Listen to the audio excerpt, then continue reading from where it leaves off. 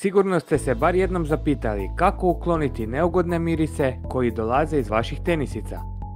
Pripremili smo vam nekoliko odličnih trikova pomoću kojih ćete se riješiti neugodnih mirisa. Ako želite više takvih tutoriala ili savjeta, pretplatite se na naš kanal i podržite naš rad. Novi videi, nove tenisice i savjeti o tenisicama stižu redovito svaki drugi dan. A sada krećemo! Metoda za uklanjanje neugodnih mirisa iz tenisica pod rednim brojem 1 je soda bikarbona. Ovo je jedan od najjednostavnijih postupaka pošto u unutrašnjost tenisica, to jest cipela, posipate sodu bikarbonu. Jedna žlica bi trebala biti dovoljna. Toliko da prekrije površinu i naravno pustite sve to preko noći da soda napravi svoje. Ujutro istresete sodu i to je to. Ponovite postupak po potrebi. Pod rednim brojem 2 imamo zamjena uloška u tenisicama. Posebno treba obratiti pažnju na uložak, jer on može biti jednim dijelom oštećen i to je isto tako zanimljivo stanište za leglo bakterija. Jednostavno ih bacite i zamijenite novim, koje možete kupiti u gotovo svim trgovinama sportske obuće. Metoda pod rednim brojem 3 je čestim mijenjanjem čarapa. Pravilo broj 1 je, ne nosite isti par čarapa uzastopno. Uvijek pazite da su nakon pranja vaše čarape dovoljno suhe kada ih stavljate na stopalo, jer to čak može dovesti i do razvoja gljivica, a o smradu da i ne pričamo.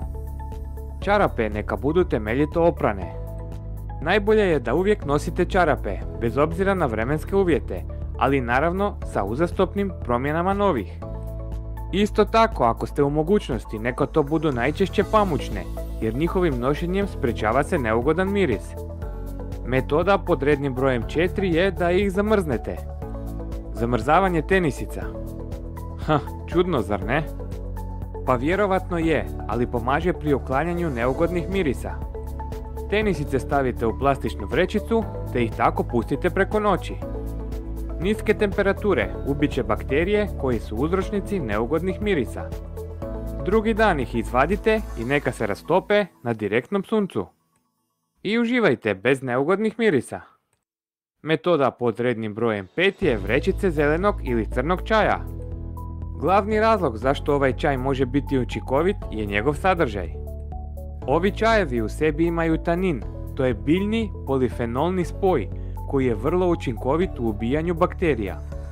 Stavite 1 do 2 vrećice čaja u kipuću vodu i pokrijte nekim poklopcem. Čaj popijte, a vrećice izvadite i pustite da se malo ohlade kakvih 10 minuta. Stavite ih u tenisice tj. cipele minimalno na 1 sat, a bilo bi najbolje preko noći. Tekućinu koje su čajne vrećice pustile obrišite, odnosno posušite i to je to. Vrećice čaja na kraju možete iskoristiti primjerice kao gnojivo za biljke ili za uklanjanje mrlja sa prozora. Ovaj trik djeluje baš na svu obuću pa ga vrijedi isprobati. Metoda pod rednim brojem 6 je alkohol. Alkohol je jedna od tekućina koje bakterije najviše mrze. Sasvim je jasno da već od ranijih dana alkohol koristimo kao sredstvo za dezinfekciju, pa tako može ubiti bakterije i ukloniti prljaštinu u isto vrijeme. Priprema smjese. Pomiješajte 5 žlica žestokog alkohola, najbolje kakve vodke, i par kapi eteričnog ulja od naranđe ili limuna, te pošpricajte unutrašnji dio tenisica, to jest cipela. Isto je dosta bitno da previše alkohola ne nanesete na vanjski dio tenisica, jer ako su one napravljene od kože, postoji velika mogućnost da će se taj dio kože oštetiti. Metoda pod rednim brojem 7, to su mirisne maramice u sušilici rublja. Ako stavite mirisne maramice u sušilicu rublja, riješit ćete se neugodnih mirisa iz tenisica. Odaberite obuću iz koje želite maknuti neugodne mirise, te u njih stavite po jednu mirisnu maramicu. Neka vam se one uvijek nalaze u sušilici rublja, dokle god ih ne nosite. Pogotovo je zanimljivo ako su vam tenisice navlažene, maramice će upiti vlagu i jednostavno ostaviti ugodan miris. Metoda pod rednim brojem 8 su sapun i voda. Ako imate nešto kod kuće, onda su to definitivno sapun i voda, koji predstavljaju standardno rješenje u higijeni. Krenete tako da izribate svoje tenisice, Osušite ih krpom ili fenom. Sušilo za kosu pazite da nije preblizu. Uz otklanjanje neugodnog mirisa možemo sa tom metodom očistiti i prljave tenisice. Dok je druga podmetoda da uzmete 2 sapuna, stavite ih u tenisice i pustite tako preko noći. Metoda pod rednim brojem 9 je limunova korica. Ogulite limun i njegovu koricu te ih ostavite preko noći u tenisicama tj. cipelama. Dobro provjerite da uzročnik problema nije vlaga, jer neugodne mirise nećete riješiti sa tom metodom. Pod rednim brojem 10 je pijesak. Za ovu metodu možete koristiti čak i pijesak za mačke. Ali kako?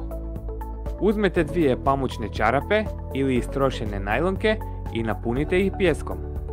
Stavite ih u tenisice i zatvorite gumenom trakom i pustite da odstoje preko noći. Pijesak upija vlagu i neugodne mirise. Neke zanimljivosti i koja je savršena okolina za rast bakterija. Znate li da znoj u tenisicama omogućava bakterijama idealnu okolinu za njihovo razmnožavanje i njihovu rast?